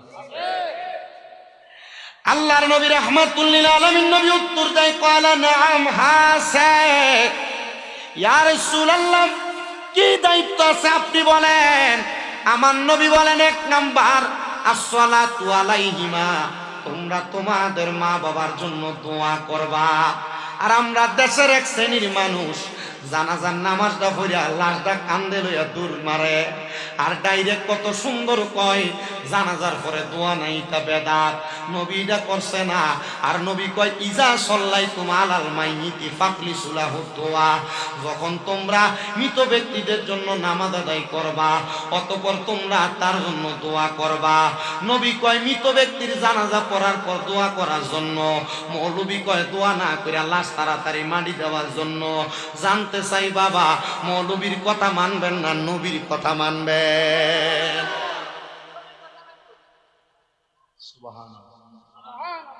নবী কয় মা বাবা মারা যাওয়ার পরে এক নাম্বার দায়িত্ব আসসালাতু আলাইহিমা, মরার পরে দোয়া, জানাজার পরে দোয়া, জানাজার আগে দোয়া, কাফন পরায়া দোয়া, দাফন কইরা দোয়া, দাফনের পর 7 দিনের দিন দোয়া, 40 দিনের দিন দোয়া, 9 দিনের দিন দোয়া, 15 দিনের দিন দোয়া, 1 বছর পরে দোয়া, প্রত্যেক দিন দোয়া।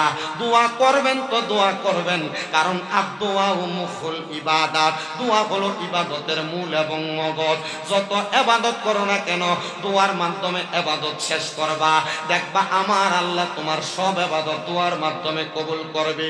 জানাজার নামাজ পড়ার পরে কেউ যদি বলে দোয়া করা যাবে না, লাশের খাতারে গামছা দিয়া দুইরা বলবেন, আমার মা বাপের জন্য আমি দোয়া করব, তোমার কি?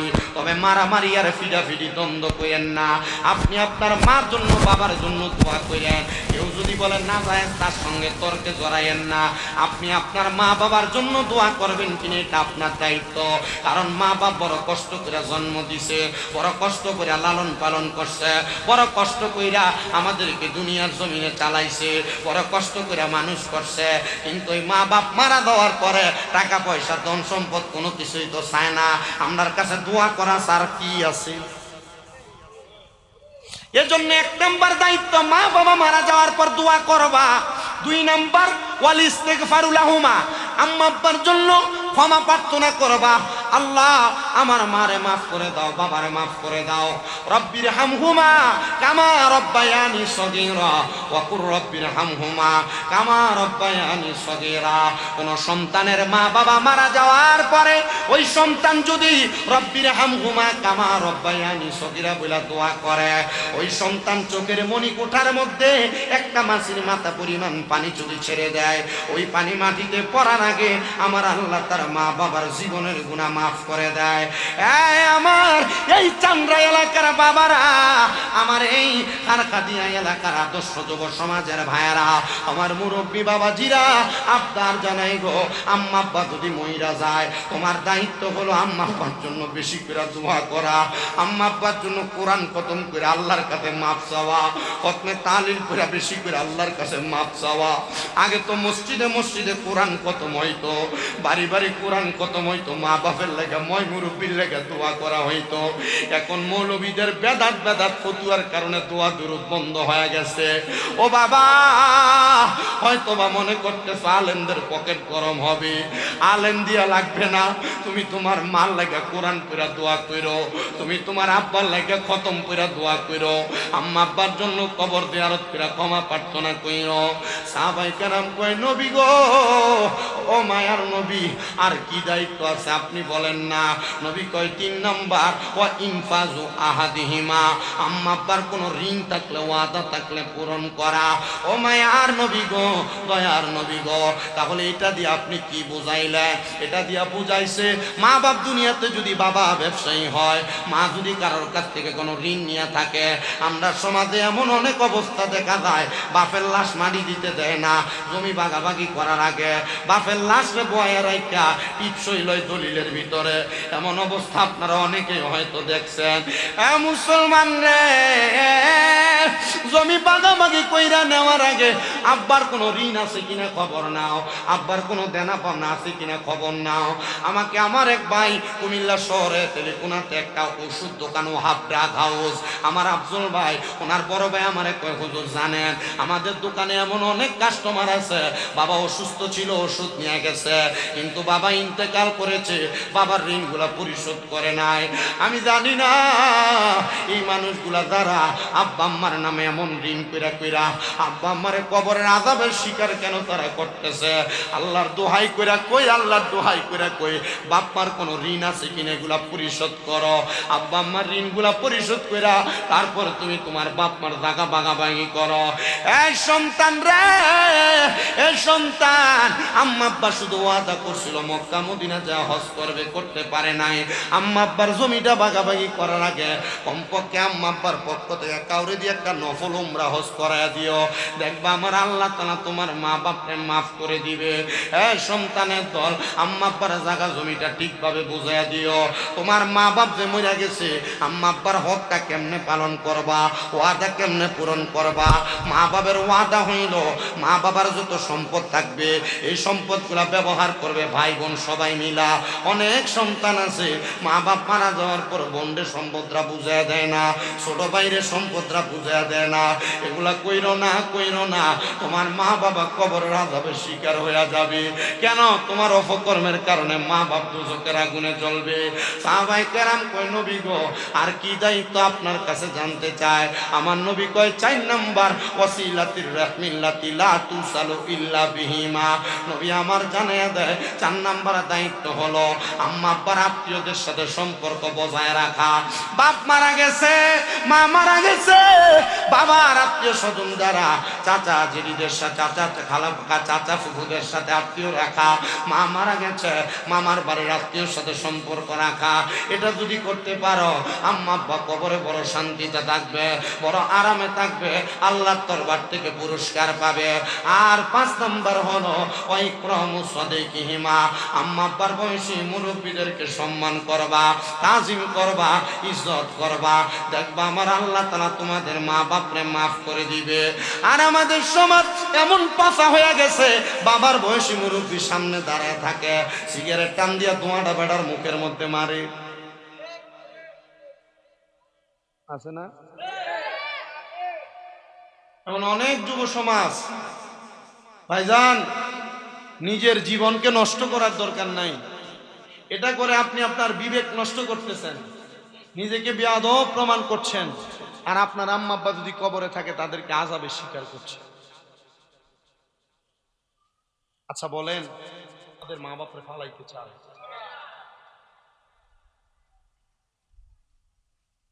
আমার ওয়াজ যদি বোঝেন আমার মনে হয়,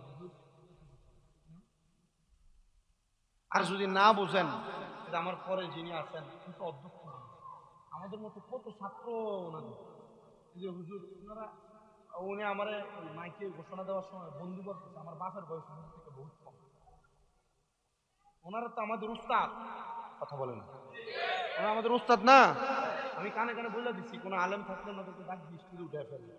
শুধু বক্তা হওয়ার কারণে সোফাতে বসে ওয়াজ করি, কিন্তু ওনাদের মতো উলামায়ে কেরাম থাকলে আমার নিজের কাছে কেমন বিবেকে বাধা দেয়, আমার লজ্জা হয় কেন জানি। আল্লাহ আমাদেরকে বোঝার তৌফিক দিন। আমি আমি এক কথাই বলি, আমি আমার এলএম দিয়ে কামেল পরীক্ষা দিচ্ছি, আমি আমার পড়ালেখা দিয়ে আমি আমার ওস্তাদদের দোয়া, আমার আম্মা আব্বার দোয়াতে আমি বক্তা। আমার অনেকগুলো মাদ্রাসা চলে কুমিল্লাতে, দাওয়াত রইল, কখনো যাবেন। কুমিল্লা শহরেই চকবাজার নূরপুরে তাহফিজুল কোরআন মাদ্রাসা, মা ফাতেমা মহিলা মাদ্রাসা, জামিয়া নূরে মদিনা মাদ্রাসা, আল হোসাইনিয়া মাদ্রাসা, তাহফিজুল কোরআনের একাডেমিক শাখাগুলো আমাদের আছে। চলতেছে। একটা মাদ্রাসারই 3টা বিভাগ, 3 জায়গা, মহিলা শাখা আলাদা, হেফজ শাখা আলাদা, একাডেমিক শাখা আলাদা। আমি ছোট মানুষ, যে খেদমত করতেছে, আপনাদের দোয়া থাকলে এই খেদমত আরো লম্বা হবে, আরো লম্বা হবে, আরো লম্বা হবে। আমি আপনাদের কাছে যে কথা বলতেছিলাম, কোনদিন মা বাবার বয়সী মুরব্বীদের সাথে আমাদের যেন কোনো বেয়াদবি না হইয়া যায়, মনের অজান্তে যেন মা বাবার বয়সী মুরব্বীরা কোনো আদেশ করলে আমরা তাদের আদেশটা মানি, যদি না মানতে পারি চুপ করে তাদের আদেশটা শুনে চলে আসি। প্রিয় মুসলমান ইমানদার, যদি তুমি এটা করতে পারো তাহলে তোমার মা বাবা কবরে ভালো থাকবে, তাহলে তুমি তোমার মা বাবার উপর যে দায়িত্বগুলো পালন করবা, অপকর্ম ত্যাগ করবা, কারণ তোমার অপকর্ম তোমার মা বাপরে জাহান্নামের দিকে নিয়ে যাবে। তো আমি আপনাদের কাছে হযরত আবু আব্দুল্লাহ খুরাসানী রহমতুল্লাহ আলাইহি জীবনী বলতেছিলাম, ওনার মা বাবা ওনার স্বপ্ন বলেছেন, আব্বা জান আমরা মা বাপ তো কবরে কঠিন আযাবের শিকার হইতেছি। আবু আব্দুল্লাহ খুরাসানী ডাক দিয়ে কয়, মা গো, ও আব্বা জান, আমি সন্তান আলেম হয়েছি, কিন্তু আপনারা আলেমের মা হইয়া কবরে বলতেছেন, এটা আমার ভালো লাগতেছে না। কোন জায়গায় এমন বাদে কর্ম হয় আপনি একবার বলেন না, আমি জায়গাটা দেখে আসি, ওই জায়গায় যায়া আপনাদের জন্য আমি দোয়া করে আসি আর ভাটিখানাটা বন্ধ করে দেয়। মা বাবা দুইজন স্বপ্নে মুরাকাবার মধ্যে ইঙ্গিত করেছেন এইদিকে অথবা এইদিকে ভাবে ইঙ্গিত করেছেন। ইঙ্গিত করার পরে হযরত আবু আব্দুল্লাহ খুরাসানী বলে, আমি খুঁজতে খুঁজতে অনেক জায়গায় দেখলাম, দেখতে দেখতে আমি যায়া দেখলাম আমার মা যে জায়গার কথা বললে, ওই জায়গায় ভাঙ্গা একটা কুঠির, ভাঙ্গা একটা ঘরের মধ্যে দুইজন মানুষ বৈশা বৈশা নেশা পান করতেছি। আমি আবু আব্দুল্লাহ তাদেরকে যে একটা হাদিস শরীফ শোনাইলাম। আচ্ছা বলেন, ভূতের মুখে যদি রাম রাম হয়, এক কথায় বদ মানুষের কাছে যদি বারবার কোরআন হাদিসের কথা বলে, এরা তো কোরআন হাদিস মানে না, ডাইরেক্ট দেখবেন এদেরকে আপনি নসিহত করতে গেলে এরা কইব, জান মিয়া জ্ঞান দিতে আসে, বলে না? যারা বদ মানুষ, খারাপ মানুষ, এরা যদি কেউ বুঝাইতে যায়, আরে কি আপনি 2 দিনের মৌলবী মানুষ, কিটা বুঝাইতে আছেন আপনি, এমন বলে না অনেক। হযরত আবু আব্দুল্লাহ ডাক দিয়ে বলেন, এ দুইজন নেশাখোর ব্যক্তি, তোমরা যে জায়গায় বসে নেশা করো, তোমরা কি জানো নেশা করা কত বড় পাপ? বলে কত বড় পাপ? বলে নেশা করা না, শুধু 3টা কাজ বড় পাপের কাজ, যে 3জন ব্যক্তিকে আমার আল্লাহ কোনোদিন পছন্দ করে না। তারা জিজ্ঞাসা করে কোন 3টা কাজ? বলে 1 নাম্বার, কোন জিনাখোর যখন জিনা করে তখন ওই জিনাখোরের ঈমান থাকে না, এটা আল্লাহর বড় পছন্দের কাজ। 2 নাম্বার, কোন মানুষ যখন চুরি করে, চুরি করার সময় চোরের ঈমান থাকে না, এই চুরি করাটা আল্লাহর অপছন্দনীয় কাজ। 3 নাম্বার, কোন নেশাখোর যখন নেশা করে তার ঈমান থাকে না। এলাকায় মদখোর আসেনি, ইয়াবাখোর আসেনি, সেন্সিটিভখোর আসেনি, ডাক্তার দোকান থেকে ঘুমের ওষুধ কিন না ফ্যানটা করবার নাম দিছে ট্যাবলেট করে, এমন আসেনি? এই নেশাখোর যারা, এদের কানে আমার এই বাণীটা যদি পৌঁছাই তো হেদায়াত। বাবা খেয়ালা কেন মুরব্বী, বাবা খেয়ালা, আরো যে কত কিছু বাইর হইল আছে না? এমন বহু পরিবার নষ্ট হয়ে গেছে নেশার কারণে। বহু নেশাখোর নেশা করে এসে বাইর বউ ফিটা যায়, বহু নেশাখোর নেশা করে এসে মা বাবার সাথে অসৎ আচরণ করে, আছে না? আল্লাহ ভালো জানে এদের বিচার যে কত কঠিন আর মারাত্মক। আব্বাজি যারা নেশা করেন, একটাবার নিজেকে আপনি পুঁজি করেন, নিজেকে আপনি একটু বইরা নেন যে নেশা করার কারণে আপনি কঠিন শাস্তির শিকার হবেন, হবে না? অনেকে সিগারেট পান করে, সিগারেট খায় না, এটারে উনি নেশা মনে করে না। নেশা মনে না করলে এটা আপনার বিষয়। কিন্তু নবীজির আরেকটা হাদিসে মোবারকা, যদি তোমরা দুনিয়াতে জাহান্নামী দেখতে চাও, এদের দিকে তাকাও যাদের মুখে আগুন। আমি পুরো হিসাব মিলিয়ে দেখলাম আগুন খায় সিগারেট, সিগারেট খাই তো সাবধান। আমি বহুত হুজুরও দেখছি এটা সিগারেট, ফেসবুকে দেখি তো এমন ছিল। হেদায়েতের মালিক কে? তো নেশাখোর যখন নেশা করে তখন তার ঈমান, আসতে কইলেন নেশাখোর যখন নেশা করে তখন তার ঈমান, চোর যখন চুরি করে তখন তার ঈমান, জিনাখোর যখন জিনা করে তখন তার ঈমান। যতক্ষণ পর্যন্ত কালেমা পড়ে ঈমান না আনে ততক্ষণ পর্যন্ত তার ঈমান ফিরে আসে। আল্লাহর কাছে এটা সবচেয়ে অপছন্দের কাজ। হযরতে আবু আব্দুল্লাহ খুরাসানি বলে, তোমরা কি নেশা ছাড়বা না? বলে, তুমি আমাদেরকে জ্ঞান দিতে আসছো, যাও যাও। সবাই দুরূদ শরীফ পড়েন, আল্লাহুম্মা।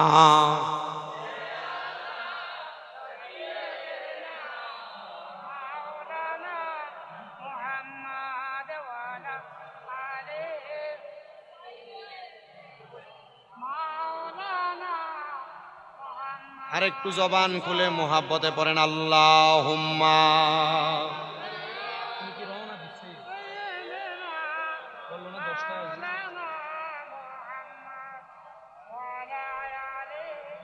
সাইয়্যিদিনা হযরত আবু আব্দুল্লাহ খুরাসানি ওনাদেরকে যখন নসিহত করলেন, ওনারা আবু আব্দুল্লাহর প্রতি একটু ক্ষিপ্ত হয়ে গেলেন। ক্ষিপ্ত হয়ে আবু আব্দুল্লাহরে খেপায়া দিলেন, এখান থেকে তাড়াইয়া দিলেন। দ্বিতীয় দিন আবার আবু আব্দুল্লাহ তাদেরকে লোক নিয়ে বাধা দিলেন, তারা লোক সমাজে আবার চলে গেলেন। তৃতীয় দিন আবার বাধা দিছে, তারা এবার ডাক দিয়ে কই, আবু আব্দুল্লাহ, তুমি যে আমাদেরকে নেশা করা থেকে এখানে বাধা দাও, তুমি কি পারবা রে আমাদেরকে আবার পূর্বের জীবনে ফিরিয়ে দিতে? আবু আব্দুল্লাহ কয়, তোমাদের আবার পূর্বের জীবন কি? বলে, আমরা তো নেশা এমনি এমনি করি নাই, আমরা তো সংসারের যন্ত্রণায় পুরা নেশা করি। বলে, কেন তুমি নেশা করো? বলে, আমি নেশা করি, আমার স্ত্রী আরেকজন বলে আমার স্ত্রী, তারা দুইজন দুই দিকে, তারা তাদের মতো করে অবাধভাবে চলাফেরা করে। এমন বহু মহিলা আছে, তারা তাদের স্বামীর আদেশ মানে না, স্বামীর হুকুম মানে না। তারা বলেন এমন আছে না নাই? ওনারা ডাক দিয়ে আবু আব্দুল্লাহ রে, আমাদের স্ত্রী আমাদের কথা শোনে না, আমাদের কথা মান্য করে না, আমাদেরকে সম্মান করে না, এই জন্য না আমরা নেশা করি। এমন অনেক যুবক দেখবেন, অনেক মুরব্বীরা দেখবেন, অনেক এলাকার মানুষ দেখবেন, বউয়ের অত্যাচার অনাচার সহ্য করতে না পেরে এমন ইয়াবা সেবন করে, নেশা সেবন করে। ওদার কসম করে বলি যুবক ভাই, নিজের জীবনটা তুমি নষ্ট করে দিও না। এই নেশা বড় মারাত্মক জিনিস। আল্লাহ তাআলা খামরু ওয়াল মাইসিরকে হারাম করেছেন, নেশা এবং জুয়াকে হারাম করেছেন। সাবধান, সতর্ক করে। নেশা করার কারণে তুমি কোনোদিন তোমার স্ত্রীকে পারে ফিরে পাবা না। তোমার স্ত্রী খারাপ হইতে পারে, মন্দ হইতে পারে, এটাকে তুমি চেষ্টা করো ভালো করার জন্য, কারণ ইসলাম তো ভালো করার সিস্টেম শিখিয়ে দিছে। আমি মাঝে মাঝে এমন অনেক ঘটনা দেখলে মনের মধ্যে হিতাকাঙ্ক্ষিত আর কষ্ট পাই। কয়েকদিন আগে রমজানে মনে হয় রামগঞ্জে এক মহিলার স্বামী বিদেশ থাকে, ওই মহিলা একজন পর ছেলের সাথে পরকীয়াতে লিপ্ত, ছেলেকেও বাদ দিয়া দেয় অন্য পুরুষের সাথে চলে যাওয়ার জন্য। আরেক যুবক ভাই আমার বিদেশ থেকে ওমান থেকে কল দিতে, কুমিল্লা চান্দিনার, ফোন দিয়ে আমার কাছে কান্দে আর কই, হুজুর প্রবাসীদের স্ত্রীদের ব্যাপারে কি আপনারা একটু ওয়াজ করতে পারেন না? আমি জিগাইলাম, ও প্রবাসী ভাই, তুমি কি জানতে চাও তোমাদের স্ত্রীদের ব্যাপারে? আমরা কি ওয়াজ করব? বলে, হুজুর আমি আজকে 7 বছর বিদেশ করি, হুজুর আমার 7 বছরের ইনকামের সব টাকা আমার স্ত্রীর অ্যাকাউন্টে পাঠাইছি। আমার 2টা বাচ্চা, একটা বাচ্চার বয়স হলো 11 বছর আর একটা বাচ্চার বয়স হলো 7 বছর। হুজুর আমার স্ত্রীটা অল্প কিছুদিন আগে আমার 2টা সন্তানকে ফালায়া রাইখা অন্য একটা ছেলের সাথে বিদায় হয়ে গেছে। হুজুর আমার মনে বড় কষ্ট, হুজুর আমার মনটার মধ্যে বড় আঘাত। আমি জিগাইলাম, যে স্ত্রী আপনার চিন্তা করে নাই, আপনি ওই স্ত্রীর চিন্তা করার দরকার নাই। ওই হুজুর আমি তো আমার স্ত্রীর জন্য কান্না করি না, আমি কান্না করি আমার 2টা এতিম ফোলার জন্য। আমি জিগাইলাম, কেন কান্দেন? বলে, আমার স্ত্রী চলে গেছে, সে তার জামাই পাইছে, আমি বিদেশ থেকে বাড়িতে আইসা বিবাহ করলে আমি আমার স্ত্রী পাবো। হুজুর আমার 2টা ফোলা তো তার আর মারে পাইতো না। হুজুর এই জন্য কান্দি, আপনি একটু দোয়া করেন আল্লাহ যেন আমার হেদায়, আমার সান্ত্বনার, আল্লাহ যেন আমার নিয়ামত বরকত দান করে, ধৈর্য ধারণ করার তৌফিক দান করে। চাঁদপুরের ফরিদগঞ্জের চান্দ্রা আশেপাশে এলাকা সোশ্যাল মিডিয়ার মাধ্যমে শুননেওয়ালা প্রবাসীর স্ত্রীরা এলাকার মধ্যে যেই বউয়েরা আছো তোমাদের কাছে আবদার জানায় তোমরা স্বামীর উপরে এমন কোনো টর্চার অত্যাচার চালায়ও না যেটার কারণে তোমার স্বামী বাধ্য হয় নেশা করতে, যেটার কারণে তোমার স্বামী বাধ্য হয় খারাপ কর্মকাণ্ড করতে, তোমার স্বামী বাধ্য হয় কোনো পরকীয়া অন্য মহিলার সাথে সম্পৃক্ত হইতে। তোমরা তোমাদের স্বামীর প্রতি একটু নজর রাখো। আর অনেক মহিলাদেরও আবদার, ওদের আমরা তো ভালো স্বামীর সঙ্গে সুন্দর ব্যবহার করি, আমাদের স্বামী না আমাদের সাথে বদ ব্যবহার করে, খারাপ ব্যবহার করে, কইরো না। তোমার স্ত্রী তোমার কাছে আল্লাহর দেওয়া মেহমান, এদের সঙ্গে সুন্দর ব্যবহার করবা, ভালো আচরণ করবা, এদের মা বাবার নাম তুলে গালি দিবা না। তোমরা ভালো ব্যবহার করতে পারলে আল্লাহ নিয়ামত দান করবে। হ্যাঁ প্রিয় মুসলমানেরা, স্ত্রীদের মা বাবার নাম তুলে গালি দিও না। নবী আমার জানাইয়া দে, আমি মহিলাদের বাবা, যদি তুমি গালি দাও গালি যেন নবীদের উপরে পড়বে। প্রিয় মুসলমান, প্রিয় ইমানদার, প্রিয় আল্লাহর বান্দারা, আরেকটু মনোযোগ লাগে আমার বয়ানটা শ্রবণ করেন। এবার ওই দুইজন কয়, হুজুর আপনি কি পারবেন আমাদের স্ত্রীদের সাথে আমাদের সুন্দর জীবন ফিরিয়ে দিতে? বলে তোমাদের স্ত্রী কোথায়? তারা কয়, হুজুর নেশাগ্রস্ত হইয়া আমরা আমাদের স্ত্রীদেরকে হত্যা করেছি। বলে হত্যা করলে তো তোমাদের শাস্তি দিবে আল্লাহ, আমি তো তোমাদেরকে ভালো করতে পারবো না, তবে তোমরা আল্লাহর কাছে ক্ষমা প্রার্থনা করো, আল্লাহ মাফ না করলে তোমাদেরকে কেউ মাফ করবে না। আপনারা বলেন মাফ করার মালিক একজন, তিনি কে? স্বয়ং আমার আল্লাহ তাআলা মাফ করে দেয়। হযরত আবু আব্দুল্লাহ ডাক দিয়া কয়, ঠিক আছে তোমরা নেশা করো না, আমাদের সঙ্গে চলো, আমাদের সাথে থাকবা, খাইবা, আল্লাহর ইবাদত করবা, মাপ পাওয়ার একটা সিস্টেম আমরা তোমাদেরকে শিখিয়ে দিব। এই কথা বললাম, হযরত আবু আব্দুল্লাহ দুইজন নেশা করে তাদের জায়গা থেকে সরায়া ওই বাড়িটারে সুন্দর করে পবিত্র বানাইছে, পরিষ্কার কইরা। আবু আব্দুল্লাহ তার উস্তাদ আব্দুল্লাহ জাজুলিরে বলে, হুজুর আমি আমার এই বাড়িটার মধ্যে আমি একটা সুন্দর মার্কাজ করতে চাই, মানে দ্বীনি শিক্ষা প্রতিষ্ঠান করতে চাই। আমি ধন্যবাদ জানাই এই খারখাদিয়া আদর্শ যুব সমাজ কর্তৃক যে আজকে এত সুন্দর করে ইসলামী সাংস্কৃতিক প্রতিযোগিতা হয়েছে। তোমরা এলাকার সন্তান যারা, এদেরকে গজলের প্রতি, আযানের প্রতি, কোরআন তেলাওয়াতের প্রতি, নাত রাসূলের প্রতি আকৃষ্ট করার জন্য পুরস্কার দিয়া এদেরকে এটার প্রতি আগ্রহ জাগাইছো, এটা বড় ভালো কাজ। এলাকায় মাদ্রাসা করেছো, এটা বড় ভালো কাজ। মাদ্রাসার কাজে সহযোগিতা করেছো, এটা বড় ভালো কাজ। এই কাজ করলে আল্লাহ তাআলা তোমাদেরকে উত্তম জাযা প্রদান করবে। আবু আব্দুল্লাহ ডাক দিয়া কই, আমার উস্তাদ আব্দুল্লাহ জাজুনি, আপনি যদি দোয়া করেন আমার আল্লাহ তাআলা আমাকে বরকত দান করবে। আমি এই জায়গায় একটা শিক্ষা প্রতিষ্ঠান মানে দ্বীনের মার্কাজ করতে চাই। ওনার কথা শুনলাম, উস্তাদ হুকুম দিয়া দিছে, উনি সেই জায়গার মধ্যে ওই এলাকার আশেপাশের সব মানুষদেরকে কোরআন শিক্ষা দেয়। আবু আব্দুল্লাহর মনে কিন্তু শান্তি নাই, মানুষকে কোরআন শিক্ষা দিয়া রাত্রবেলা কান্দে, আল্লাহ তুমি আমার মারে মাফ করছনি, তুমি আমার আব্বারে মাফ করছনি। হযরত আবু আব্দুল্লাহ যখন এমন ভাবে কান্দে, কান্না করতে করতে বড় বেকারার। আবু আব্দুল্লাহ বলে, আমি যখন কান্দি একদিন, দুই দিন, তিন দিন, মোরাকাবা করে তিন দিনের দিন আমি হঠাৎ করে দেখলাম সাদা রঙের পোশাক লাগায়া আমার সামনে দুইজন, একজন পুরুষ আর একজন নারী হাজির হয়ে গেছে, যাদের শরীর থেকে একটা সুন্দর সুবাস আসতেছে, সুঘ্রাণ আসতেছে। আমি সুঘ্রাণ পাইয়া জিজ্ঞাসা করলাম, কারা গো আপনারা?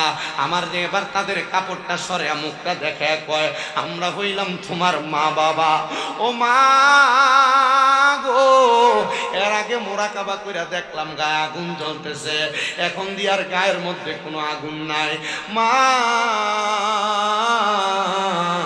আল্লাহ তাআলাকে আপনারা মাফ করে দিছে।